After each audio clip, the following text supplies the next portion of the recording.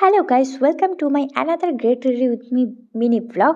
তো আশা করি তোমরা সবাই ভালো আছো, আমিও ভালো আছি। কারণ আজকে আমি চলে যাব মহোৎসব খেতে সবজি বাজারে। তো সবজি বাজারে তো তোমরা জানোই কত বড় করে মহোৎসবের আয়োজন করা হয়, আর সেখানে অত্যন্ত ভিড় হয়। তাই আমাদের বাড়ির কেউই যাবে না, কারণ তারা ভয় পায় ভিড় ভাট্টায়। তো আমার তো মহোৎসবের কথা শুনলেই হাত পা শরীর মন যেন সেখানেই মানে টেনে টেনে চলে যায়। তাই আমি ধীরে ধীরে প্রস্তুত হয়ে পড়ছিলাম সেখানে যাব বলে।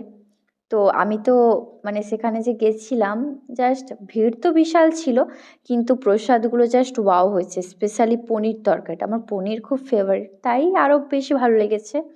আর গৌরাঙ্গ মহাপ্রভুর প্রসাদ মানেই একটা আলাদা সুগন্ধিওয়ালা যেন ভোগ।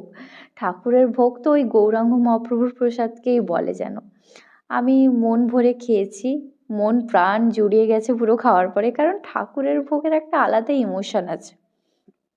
তো আমি খাওয়া দাওয়া করে ব্যাস ঠাকুরকে প্রণাম করেই ধীরে ধীরে চলে এলাম আর কি। তো আর তাছাড়াও আমি তোমাদের সাথে ভিডিও মানে আমার তোমাদের সাথে তো ভিডিও শেয়ার করতে অনেকই ভালো লাগে, তাই ভাবলাম যে আমার একটা দিনের, একটা ভালো দিনের কিছু হ্যাপিনেসওয়ালা মুহূর্ত তোমাদের সাথে যদি শেয়ার করি, তাহলে তোমাদেরও একটু মন ভালো হয়ে যাবে।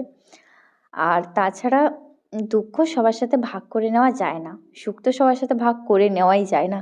তাই আর কি আমার কিছু সুখের মুহূর্ত তোমাদের সাথে শেয়ার করলাম, আশা করি তোমাদের ভালো লাগবে। যদি ভালো লেগে থাকে তাহলে লাইক কমেন্ট শেয়ার সাবস্ক্রাইব করবে।